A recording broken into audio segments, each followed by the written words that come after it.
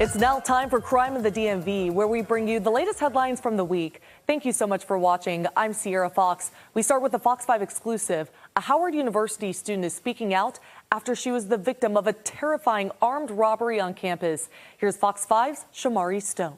This Howard University student and her parents are upset, concerned about her safety, and she's not the only person who feels this way. Within the hour, 3 students actually walked up to me and said, "Mr. Stone, we are happy that you are covering this story, bringing attention to our concerns here at Howard University's campus." That student says when she leaves this dormitory right here, she sometimes feels unsafe when she goes to class on this open campus. Let's roll some video.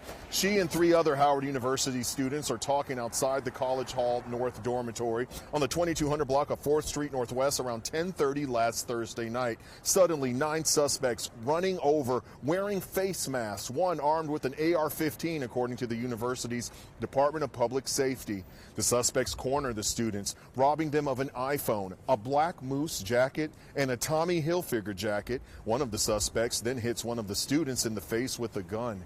And then the attackers take off running, leaving the Howard University students concerned for their safety at this open campus. Tonight, you're now going to hear exclusively from one of those students. I felt unsafe in front of a place that's supposed to be my home. Do you feel that Howard University has proper security?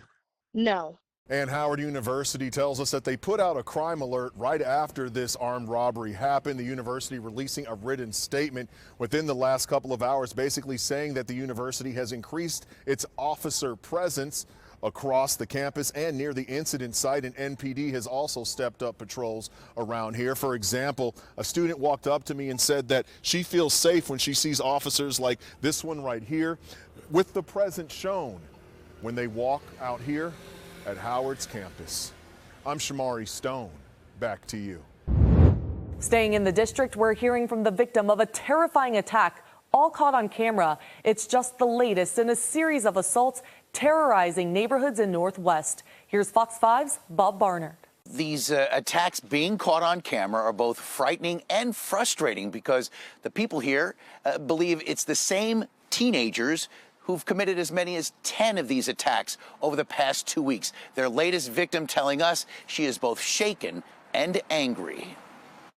Right on the opposite side of my neighbor's front walkway is where they knocked me under the ground and took my things. We spoke to Courtney at her home in Crestwood less than 24 hours after she was attacked on the sidewalk in front of her next-door neighbor's house.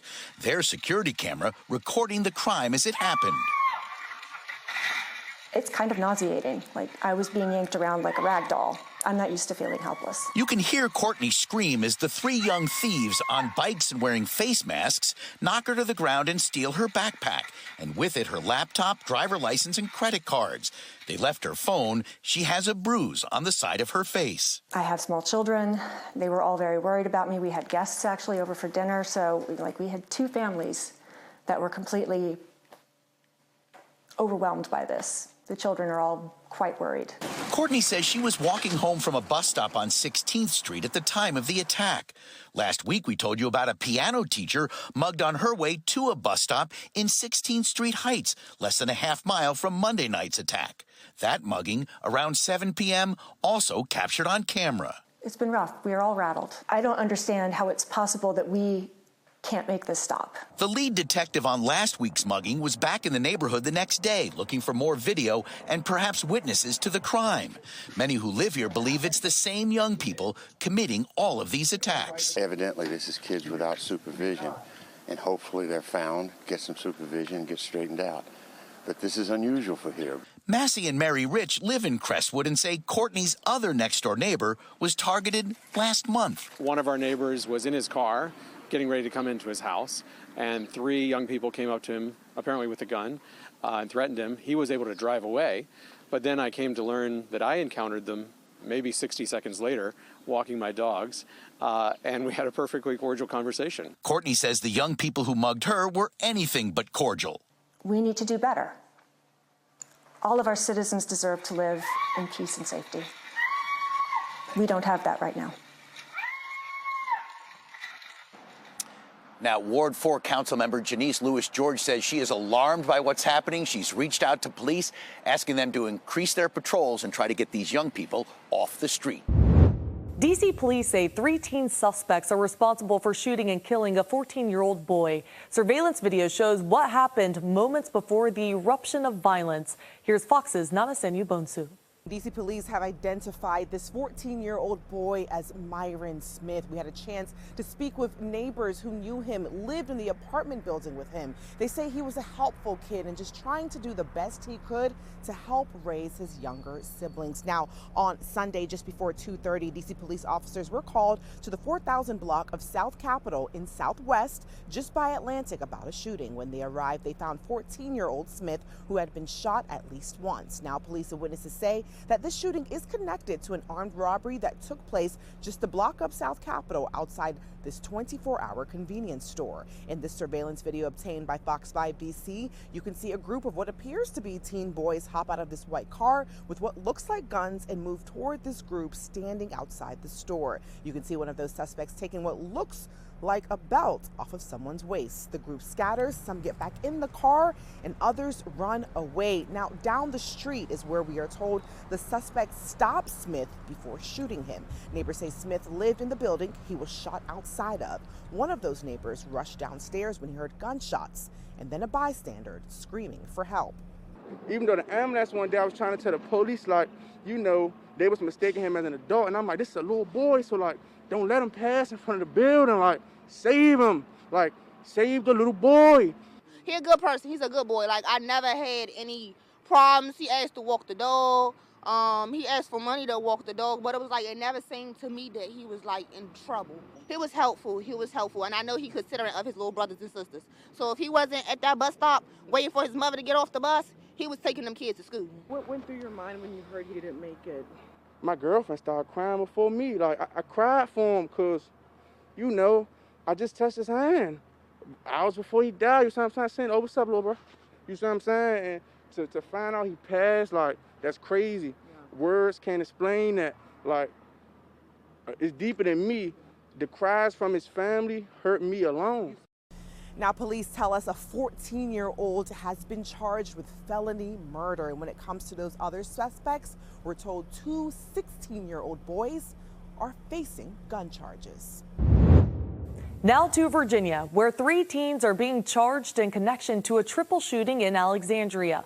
1 man was killed and 2 others got hurt. Here's Fox 5's Tisha Lewis. Well, first and foremost, the lone deceased victim, his GoFundMe page is still up and running. Folks are still donating. New details coming from the folks here at the Alexandria Police Department calling this crime planned, deliberate, and violent. 3 juveniles are charged in this case. They are currently in custody at various locations across the DMV. We are also told that they used stolen guns in this crime, and we're told that it was ballistics that connected them to this murder. So a lot of new details and information coming from the police chief and his team here at Alexandria Police Department. Police Chief Tarek McGuire, you see there, saying that the 3 teenage suspects are charged with murder by mob, malicious wounding by mob, and possession of a firearm while committing a felony. The triple shooting took place on Wythe Street in Alexandria back in September. Investigators believe the victims, including the deceased victim, Quika Frazier, were targeted.